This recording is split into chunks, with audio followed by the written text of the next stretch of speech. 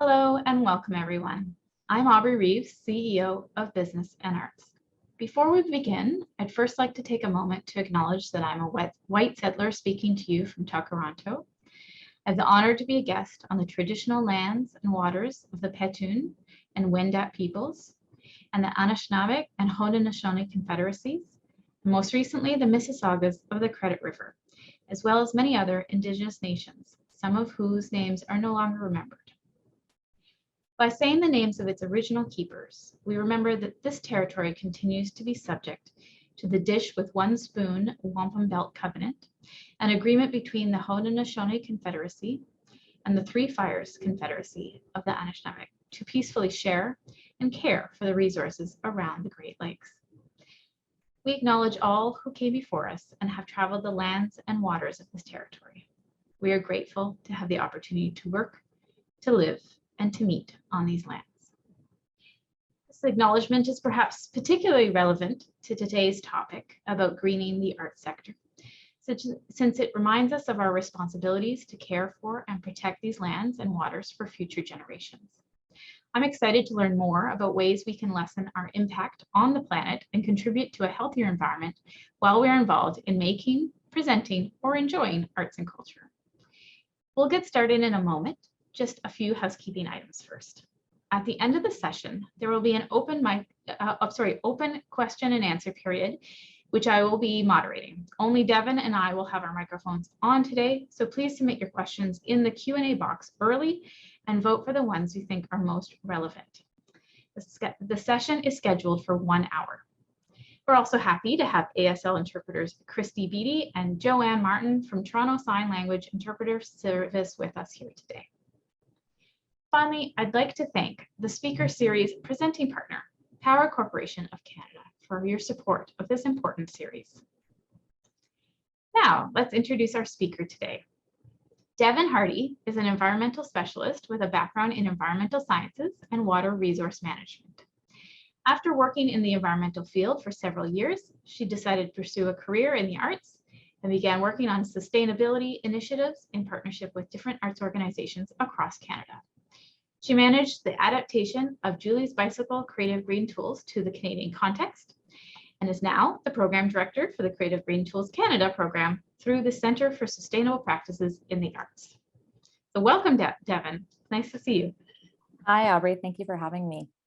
Okay, so let's get started. So I think it's pretty safe to say that most people working in arts and culture also care about the environment. Yet, environmental impact is not generally top of mind when we're thinking about producing artistic shows, tours, or day-to-day running of our cultural facilities. However, for the Center for Sustainable Practices in the Arts, this is something that you have been thinking about for a long time. Can you just start by telling us a little bit about your organization's mandate and programs? Sure. I'd actually love to start by, because I'm presenting from a different place than you are, I'd love to start by just acknowledging the land that I'm on. I'm calling in today from Tiohtià:ke, which is colonially known as Montreal, and it's the unceded and unsurrendered territory of the Kanien'kehá:ka Mohawk Nation. So to answer your question, a little bit about the CSPA. So I guess a bit of background, the CSPA provides research, training, and consultancy services related to sustainable development, particularly ecological responsibility in the arts and culture sector. And this includes environmental footprinting and support for theater, museums, galleries, and other cultural organizations and arts presenters and producers. We also publish electronically and in print associated research in this field and organize conferences and convenings on topics for the purpose of professional and researching, networking and education and professional development. So one of the main programs right now, and the program that we'll be talking about today, is Creative Green Tools Canada, which has been in the works for a few years now, and we actually just launched Canada-wide last month. It's not only hosted by the CSPA, it's also a collaboration with the Conseil québécois des événements éco-responsables, the Quebec Drama Federation, Julie's Bicycle, and a lot of other important partners and funders like the Department of Canadian Heritage and the Canada Council for the Arts. Great, so lots of people involved. Okay, so when people think about how the arts can reduce its carbon footprint, probably a lot of folks think about things like reducing plastic waste in our arts facilities, but there's probably many other ways we can improve the environmental impact of in arts and culture. So what are some different things we should be thinking about when starting to tackle this challenge of greening our sector? Well, so lots of things can be done. I mean, all changes or, all actions in the right direction are good and, can be taken if folks want to.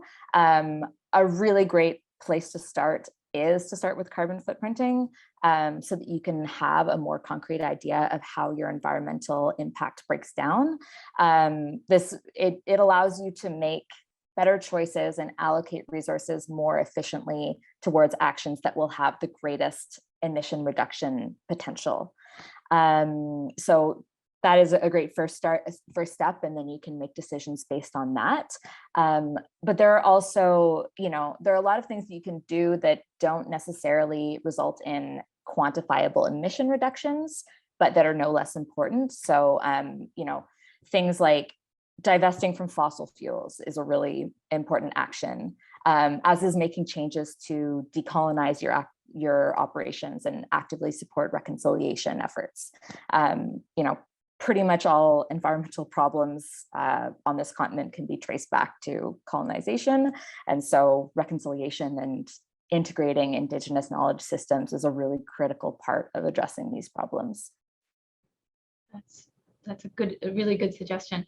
So as you said, you launched the Creative Green Tools Canada about a month ago, but let's get into the origins of the project. There was a lot of different partners involved, as you just said, but how and why was it really developed? So we were inspired by the model that Julie's Bicycle created. Of course, Julie's Bicycle is the UK-based charity that initially created the Creative Green Tools over a decade ago. So they've been in use in the UK for a really long time, and they've been incredibly successful, not just the tools, but the surrounding programming and all of the engagement that's been done. That model has been incredibly successful in engaging the arts and culture sector in environmental issues and reducing emissions. So we really, thought that we could learn a lot from them. And so we wanted to have a similar framework here. So we started this process over 2 years ago, and we really wanted to be thoughtful about it. We didn't want to just, take a model that had been successful in the UK and import it here directly and use it and hope that it would have the same outcomes. So the first thing we did was just a year of research and consultation. So we spoke to folks from all across the country, and we consulted with folks that represented different artistic subsectors, different language groups, different organization types and sizes, historically marginalized communities, and we asked them about how they felt about using carbon footprinting tools in their practices and what kinds of barriers and needs and wants were present.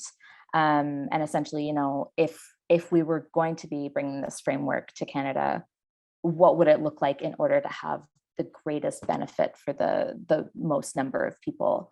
We also did some tests with a pilot group to see what kind of practical feedback folks could give us after using the Creative Green tools.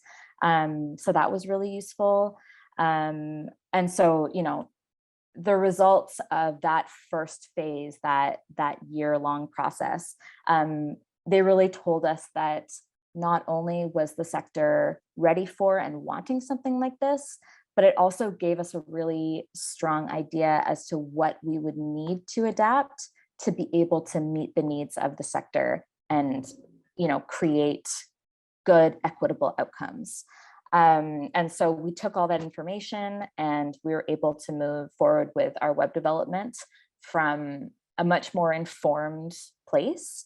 And I think that, taking that time, that really, it was invaluable, doing our homework, made everything, all of the processes after that, more efficient and more directed, and we were able to have a bigger impact. And so we also, in that next phase, as we were working on the web development for the Canadian platform, we also decided to undergo a more in-depth consultation process with Indigenous communities to ensure that we were creating a program that could be both inclusive as well as informed by Indigenous knowledge systems. And to do that, we worked with an organization called Nehewin. They're an Indigenous-led consulting company, and they spoke to folks all across the country about what about the program and the implications of the program, and what priorities we could be focusing on to make sure that we were creating an inclusive and a welcoming program. So it really sounds like you didn't just duplicate the UK tools. They were really customized and made specific to the Canadian context, which is wonderful. You mentioned, of course, it is based on Julie's bicycle. Maybe people aren't that familiar with it here in Canada. But it has been around for over a decade, as you said. So does it have any measurable impacts or outcomes that we can really look to for inspiration?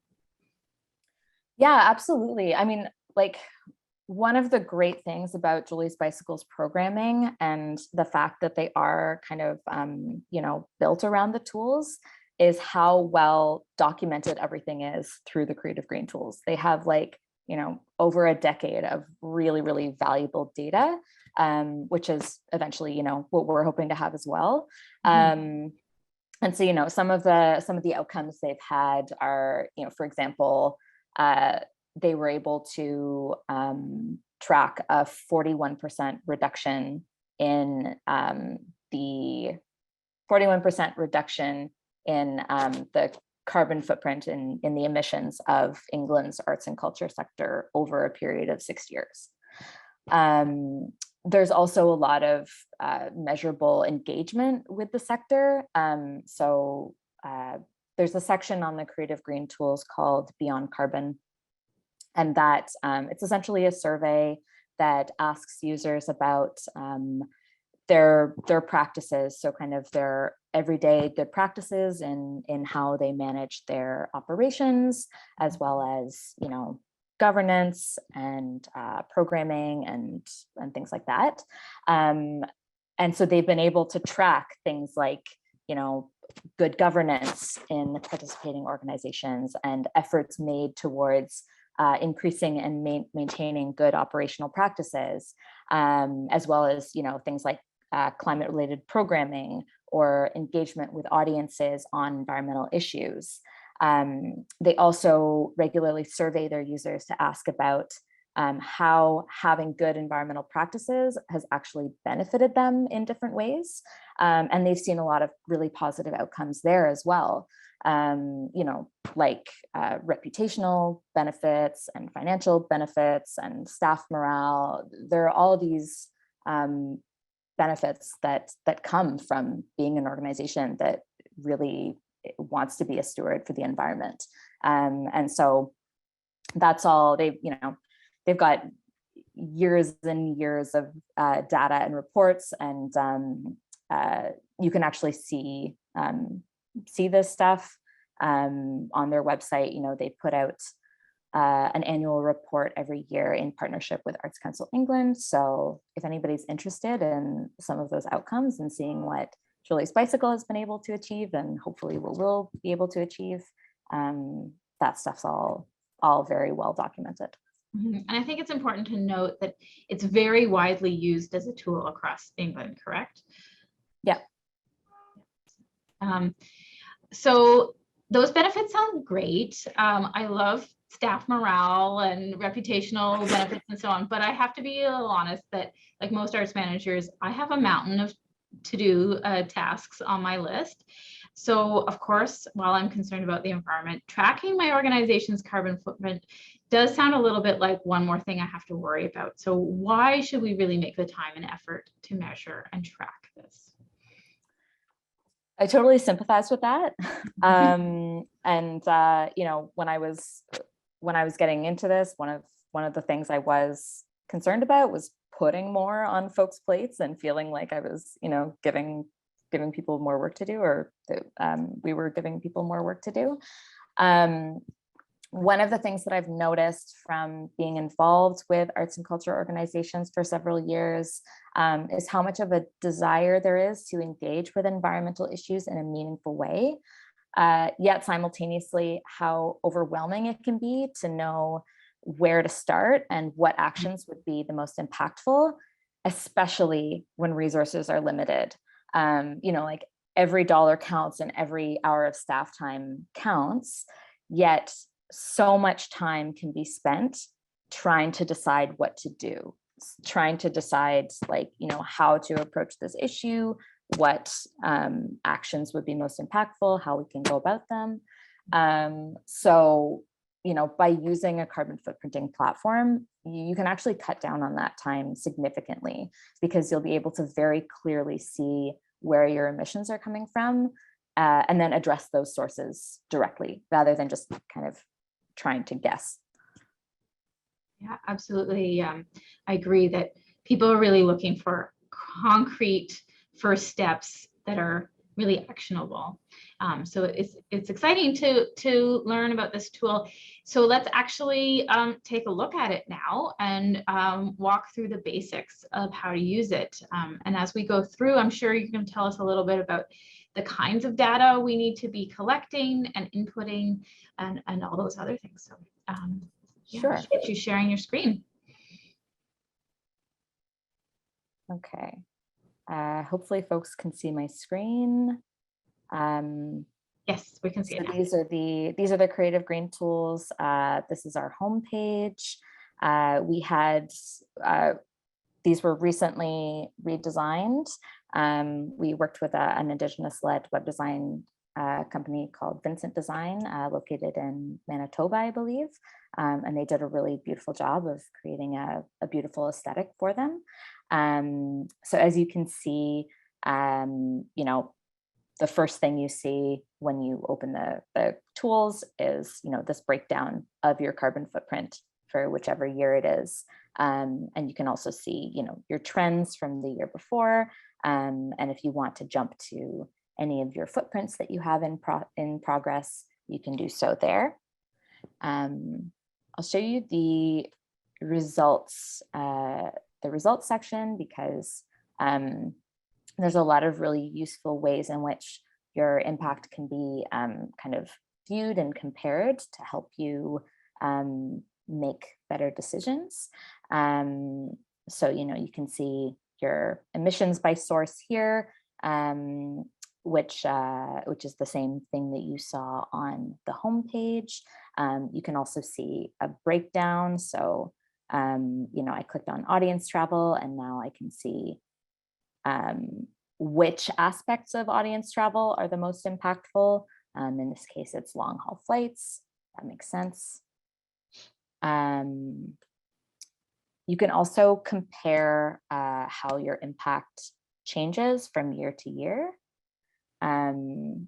So, you know, if I take this museum, and I want to see, you know, for this specific building, how my impact has changed over the years. I can see this here, and, you know, if you use the tools for many years, you can have many years of data. This, you know, this is all made up data, but we tried to create some examples that might reflect real world conditions. So this is a scenario in which maybe there was a pandemic in this year that reduced emissions a lot. You know, for example, hypothetically, if that had happened. You know, you can view, so you can view your different entities year after year. So you might have a building, but you also might have a festival that you run every year, and you can kind of view it in the same way. There are also some other really neat things that you can play around with here. You can see a much more detailed breakdown of where your emission sources are coming from. There's this detail tab here. This is, we go to, we have a lot of test data in here. You know, you can see this breakdown here. Also, eventually we will have benchmarks available after the tools have been used for a few years. We'll be able to create benchmarks to help folks understand the results of their carbon footprinting activities better. So, you know, for example, you might use the tools and it spits out a number of kilograms or of tons of CO2 equivalent, and you might have no idea what that means. In fact, you'll probably have no idea what that means. Is this good? Is this bad? Do we like, how much better do we need to do? So once we are able to collect enough good data from the sector, we'll be able to create those benchmarks so that you will actually have something to compare yourself to. You'll be able to see whether or not you're over or under kind of the average for any of these given environmental metrics that we're going to be including in our benchmarks. And so you'll really be comparing yourself to others in the sector and seeing how you're doing. I'll also just, I'll go to this data tab here, and you know, I can show you our data entry fields. So, you know, in every footprint, you're going to have a general tab with lots of background information, so that you can give some context around what you're tracking. And then you'll be tracking things like energy use, we have water, we have waste, we have audience travel. So, you know, a lot of people don't think of needing to track audience travel because it's, you know, theoretically it's outside the scope of what an organization is capable of controlling. Which is, you know, in some ways that's true. The reason it's included here is because there's lots of data to show that, you know, in the arts sector, audience travel is actually often the biggest impact by a really wide margin. So it doesn't make sense anymore to kind of leave that out. And there are things that you can do to affect it, you know. We're starting to see folks give incentives or have partnerships with, you know, transit, with like the local public transit, or give discounts if you bike, or, you know, if you have a festival that's in a greenfield somewhere, offering collective transportation to that site so that not everybody is driving and parking and all that. So there are really there are things that you can do to affect the impact of your audience travel. How do you measure it? How are you suggesting that people actually find out how far their audience is traveling, and by which method? So it really requires, so the best thing that you can do is to survey your audience. It doesn't have to be the entire audience. It's, you know, we're not suggesting that you ask, you know, possibly 10,000 people who came to an event, how they got there. But what you would do is take a sample of your audience, ask them, you know, how they arrived, which mode of transportation, and also how far they came. And, you know, you do that for a sample, maybe like 10% of your audience. And And then what you do is you put into the tools the modal splits, which is the percentage of your audience that came by a certain mode of transportation, as well as the average distance that they traveled by that mode of transportation.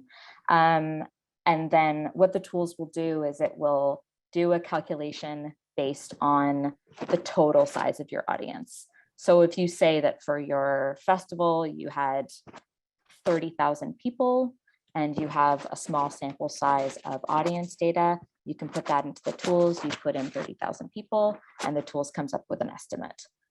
Of course, it's an estimate. You know, we can't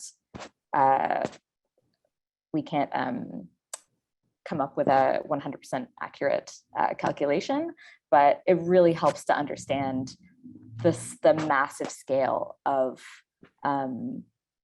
travel and how much emissions it generates. So yeah, and you know, you can build that into your practices in a lot of ways. A lot of folks are starting to just include those questions when they sell tickets, so that they have that data immediately. Yeah, there are lots of ways, and folks should definitely come to a training session before they start using the tools, because there are lots of little tips and tricks that we'll give in the training sessions that will help folks to use the tools better, and to really know how to make them work for them. Yeah, so anyway, this is the interface. We have, you know, some other tabs. There is, you know, if you look at different kinds of footprints, we have, you know, to break it down, there are building footprints and project footprints. So a building footprint, you know, it tracks the emissions for a full year of data associated with a particular building. However, as we know in the arts, very often you might not be tied to a specific building. You know, you might be producing a show and then present it over the course of 3 weeks or a month or something. Or, you know, you might have a building, but you might also produce a festival. So the tools are adapted to be able to take into account those project footprints as well, and actually, like, you know, come up with some good estimates for how those fit into your total carbon footprint.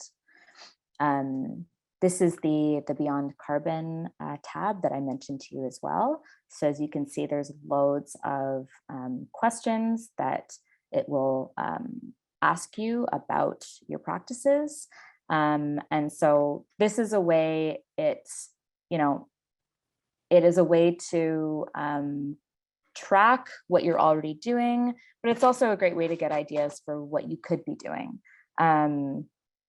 And so it's a really valuable exercise just to kind of go through, and even though, you know, a lot of these questions are not going to apply to every organization, it's a useful exercise just to go through and kind of have a think on some of these questions, and you know, assess how you're doing in your own organization and what steps you could be taking to improve your practices in whichever way you feel is necessary. So yeah, this is the platform in a nutshell. Like I said, I really encourage folks to come to a training session, because you'll get a much more in-depth view of the tools, and one of our members of support staff will go through it with you. You'll be able to ask questions about, you know, specific little things about how to use the tools, and then you can get started and create a profile and get going. Great. It is clear that it's a very deep tool, that there's so much detail in there. There's a lot to learn. There's a lot to harness and take advantage of. And I think maybe a lot of arts managers are used to the granting process, where we have to have all of our information, all our data ready before writing a grant and then submitting it, sometimes annually, sometimes 2 or 3 year cycles. This seems like maybe it's a bit different. How often should we be doing this tracking? And also it strikes me that there might be a lot of things that we can't find immediately with gaps in our data collection. Yeah, so I mean, how often you should be tracking, it really depends. As I mentioned when I was showing the platform, the tools are designed to be able to do carbon footprinting once per year for a building or once per project. So for example, if you run a space like a museum or a theater or a gallery, you would just need to use the tools once per year. If in addition to that, or instead of that, you have some kind of project, you know, a festival, a conference, a concert, a tour, anything like that, that falls outside of the scope of your normal building operations, you would want to create a footprint once for that project. So, you know, it's not like, it isn't something you have to be like doing every month or something like that. It doesn't mean that you should only think about it once per year. It's really valuable to get in the habit of keeping track of all of your environmental data throughout the year so that it's easier for you to use the tools when the time comes. So like, you know, keeping all of your utility bills in one place, starting to track employee and artist travel and keeping it somewhere, tracking waste. That's going to make your life so much easier. It's kind of like doing your taxes. Like if you have everything in one folder that you know where to find it at tax time, it's going to be a process that takes a few hours. But if it's like scattered all over the place and like in your inbox and in a little pile of papers and, you know, that kind of thing, it's going to be a longer process. So it's really valuable to get into the habit of doing that tracking. Mm-hmm. Yeah. I'm just, for instance, my office, we lease this space. We don't have separate utility bills. It's all included in our rent. So I don't have that data. Is that something that I just need to estimate? Is that something I have to go ask my landlord for information? Is it okay if I just leave it blank in the tool and it'll estimate as best it can with what information I provide? Yeah, so I mean, there are definitely ways to estimate that. The best thing that you can do for that kind of situation is to ask your landlord or building manager for the utilities for the whole building, and then do a calculation based on your floor area. So, you know, if your space takes up, say, 10% of the total building floor area, you would find out the total energy and water use for the entire building, and then take 10% of that. And, you know, you could, of course, it's not going to be exact, but it's a pretty good estimate.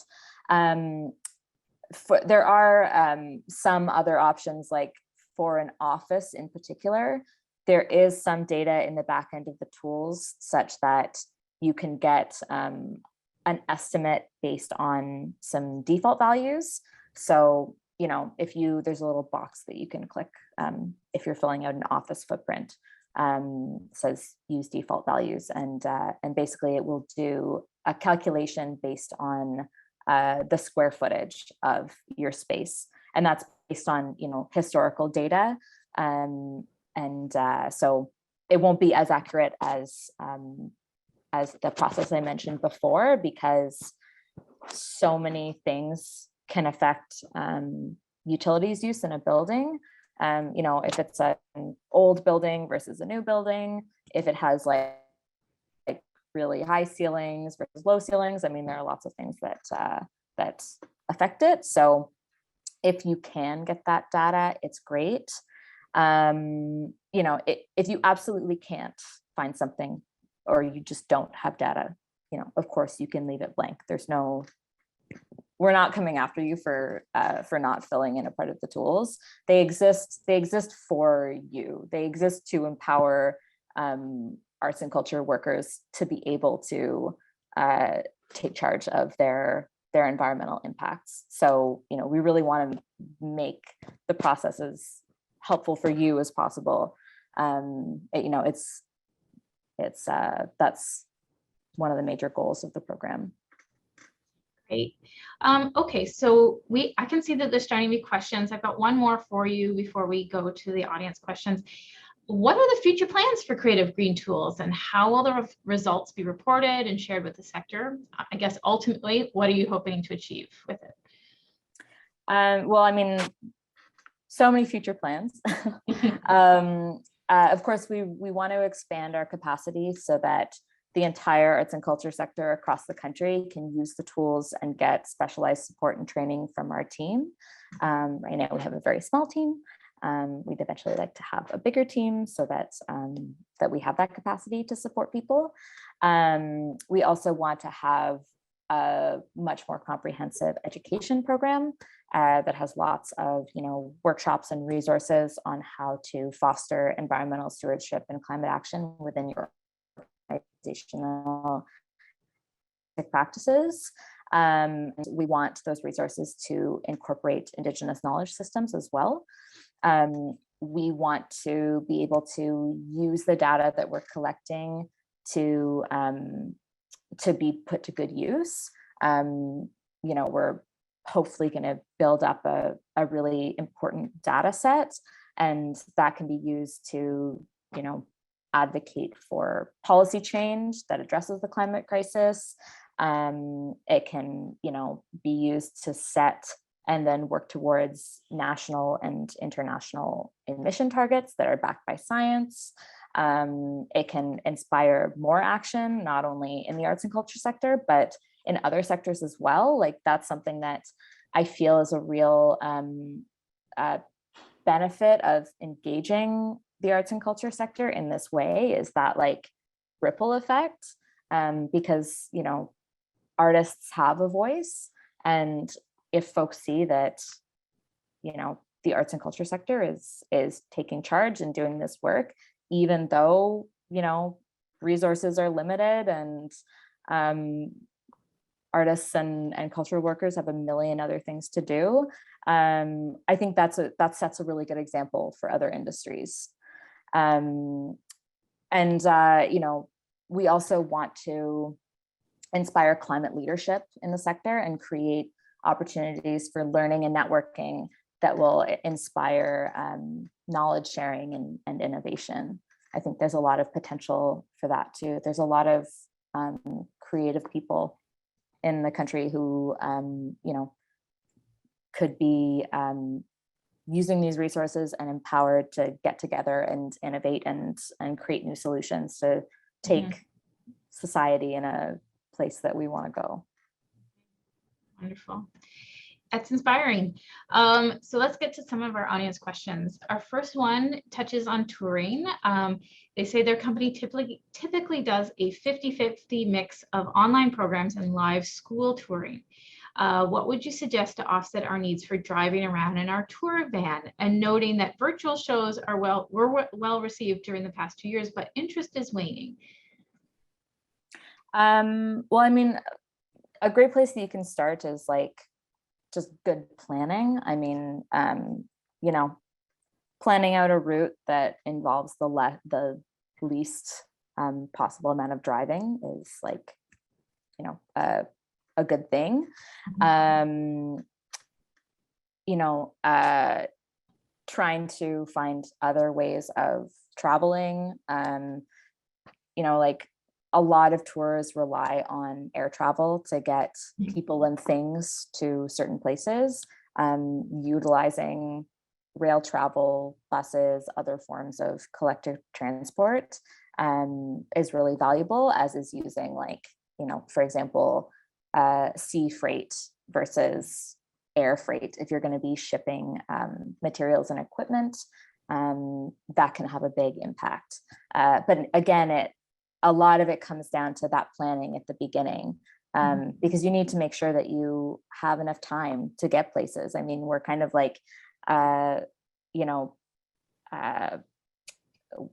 collectively, I think there's historically been this mindset of productivity and more and faster. And, you know, that in order to keep up with that, we need to be jumping on planes and we need to be producing and using as much as possible. But really thoughtful planning at the beginning of a process can actually offset a lot of that, that impact. Great. We have a couple questions touching on surveys, so I'll sort of group them together. One person is wondering if you offer template audience surveys on behalf of organizations so that you know what questions to ask your audiences, for instance, about how far they're traveling. The other person really wants to know what the most beneficial survey questions are when beginning to track your carbon footprint. So that kind of, if you had a template, you'd know what the most beneficial survey questions would be. Well, so for surveying audiences, you really only need 2 questions, and that's how did you get here and how far did you travel, or, you know, where did you come from? And then you can do that that calculation. So, you know, it's pretty simple. You don't need to give folks a big long survey. We do have a template that will help you to take that audience survey data and put it into a usable format for the tools. So, you know, like I showed you on the platform, you're putting in the percentages of audience members that came by various modes of transportation, as well as averages for how far they traveled. So if you do a survey and you put all of your survey answers from your sample audience size into that template, it will spit out the numbers that you need to put into the tools. And was there another question on top? So really whether you had a template Okay. available. Yeah. Okay, this is an interesting one. If an organization is rural and land-based, is there a way to figure in nature-based climate solutions and carbon sequestration into the carbon footprint calculation? So at this point, we don't have any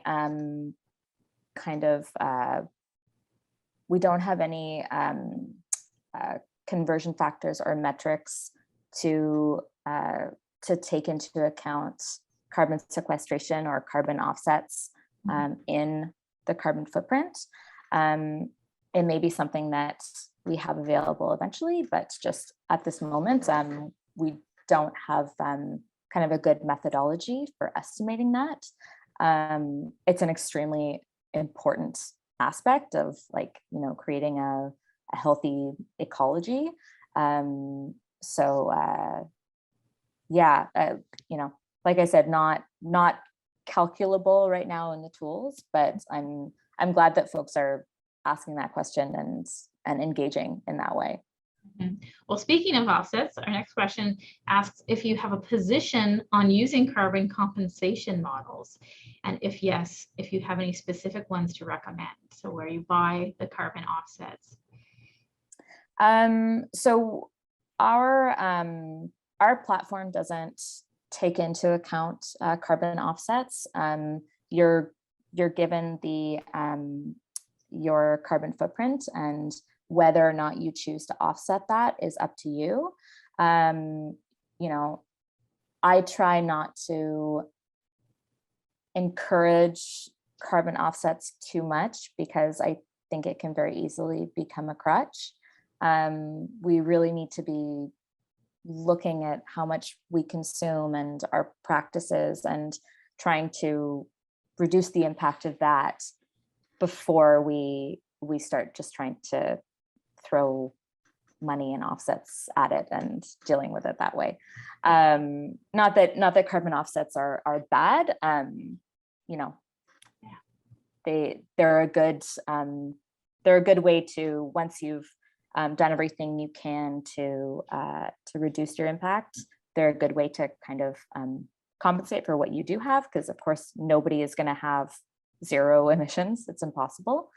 And if you are looking for carbon offsets to buy, there are various like third-party standards that you should be looking for in a carbon offset. There's one called the gold standard that's very good. And there are some other good like third-party verifiers that are that you should definitely be looking for if you're buying a carbon offset product, because they are not all created equal. There's a lot of carbon offsetting products that have not been created using good practices. Those are really valid points, and that we should be looking at reduction first before offsets. And anyway, the reality is there's probably not that many arts organizations that have extra budget that they can throw at buying carbon offsets. You mentioned much earlier wanting the tools to generate equitable outcomes for different community groups and organizations. Can you explain what equitable outcomes look like? This person's asking. I think that can be interpreted in a number of different ways. One thing that we really want to ensure with our programming is that there is equal access for everyone. So the platform is free. All of our workshops and trainings are free. We don't want to create a system in which only the organizations with the most resources are able to access more resources to better themselves. That is not equitable. We've also, we've done a lot of work to assess how accessible our platform and our program is from a point of view of ability. So, we've had a web accessibility audit done on our platform, and we're working towards adjusting the platform so that it meets WCAG 2.1 standards, which is a web accessibility standard. We also, the Beyond Carbon section of the tools, it asks questions that force people to look at their practices and how they can implement practices that will create more equitable outcomes. So for example, in like our governance section, we have questions about like, your organizational policies and whether or not you have like an anti-racism policy or a reconciliation plan. We have a whole section on Indigenous sovereignty and knowledge integration. So we're asking folks questions about whether or not they are presenting work from Indigenous artists, whether or not they are paying reparations in any way to Indigenous communities or charities, whether or not they integrate or present work in Indigenous languages, things like that. Like we're hoping to be able to provide a platform, but then also programming like our workshops and things that make people think about how they can adjust their practices in a way that is so that they're more inclusive, that they're bringing more people in and uplifting people who have not historically been uplifted. Mm-hmm. When we're getting started, what's the lowest hanging fruit for reducing carbon footprint that we can get our organization started on the right path and feel, it feels good when you have some of that immediate impact and you've made some progress. So where would you recommend people start? I mean, it really depends. Like I said, I would definitely recommend starting by doing the footprint so that you can see that little pie chart and see what the big piece of the pie chart is. Really easy ways that you can cut down on your carbon footprint is like assessing how much you need to fly. Air travel has a huge carbon footprint. So if you can just kind of ask yourself, like, do we need to fly to that conference? Do we need everyone on the team to go to this specific event? Is there local talent that we can hire? That's a huge one. A big one that it requires some like upfront capital investment, but results in huge energy savings is switching lights to LED. That can reduce your the wattage of your lighting by like 90% or something huge, so that's a really good easy thing that you can do if you still have a lot of incandescent light bulbs in your space. Of course, it is expensive. LEDs cost money. And then, of course, as I was saying before, the audience travel. If there's a way, if the work that you present relies a lot on people coming from a distance and, either taking their cars or flying, thinking about creative ways that you can encourage lower carbon forms of transportation. It's not necessarily simple, but it can have a big impact. Yeah, there's not a lot of easy, quick fixes in this. It's a gradual step-by-step process that we all have to do. Okay, so time for one last one, I think. This person is asking, is it likely that funders will start expecting arts organizations to use this tool as a condition of accessing public funding? It's certainly possible. I don't know how likely it is that it will be a condition.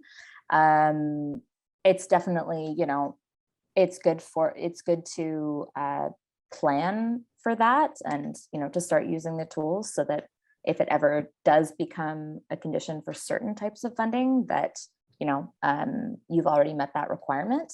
I think that regardless of,